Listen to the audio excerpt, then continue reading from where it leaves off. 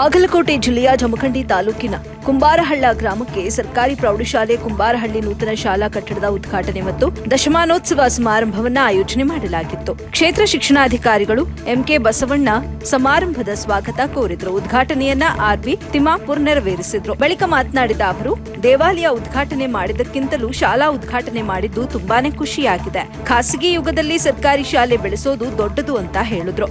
ಮಕ್ಕಳು ಒಳ್ಳೆಯ ಶಿಕ್ಷಣ ಪಡೆದುಕೊಳ್ಬೇಕು, ಜೀವನದಲ್ಲಿ ದೊಡ್ಡ ಗುರಿ ಇಟ್ಟುಕೊಳ್ಬೇಕು ಅಂತ ಸಲಹೆ ನೀಡಿದ್ರು.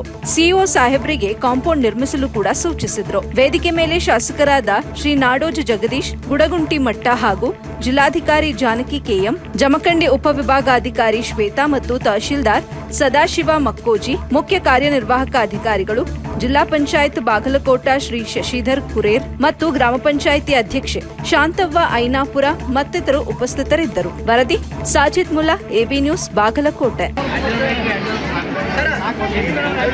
ಸಚಿವರು ಹಾಗೂ ಬಾಗಲಕೋಟೆ ಜಿಲ್ಲಾ ಉಸ್ತುವಾರಿ ಸಚಿವರಾಗಿರ್ತಕ್ಕಂತಹ ಈ ಕಾರ್ಯಕ್ರಮದ ಉದ್ಘಾಟಕರಾಗಿರುವ ಸನ್ಮಾನ್ಯ ಆರ್ಬಿ ತಿಮ್ಮಾಪುರ್ ಸಾಹೇಬರನ್ನ ಈ ಕಾರ್ಯಕ್ರಮದ ಪರವಾಗಿ ಎಲ್ಲರ ಪರವಾಗಿ ಹಾರ್ದಿಕವಾಗಿರ್ತಕ್ಕಂತಹ ಸ್ವಾಗತವನ್ನ ಕೋರ್ತಾ ಇದ್ದೇನೆ.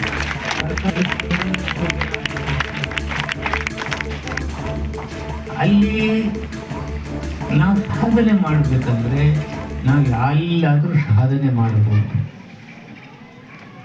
ಇವ್ರಿಗೆ ನಾವು ಏನಾದ್ರು ಹೇಳಿದ್ರೆ ಇವ್ರಿಗೆ ಈ ಹಳ್ಳಿ ಬದುಕು ಎಲ್ಲವೂ ಗೊತ್ತಿದೆ.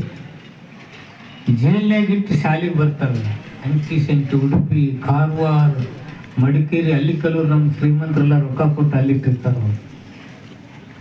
ಅವರಿಗೆ ಬದುಕು ಶಾಲೆ ಗೊತ್ತಿರೋದಿಲ್ಲ.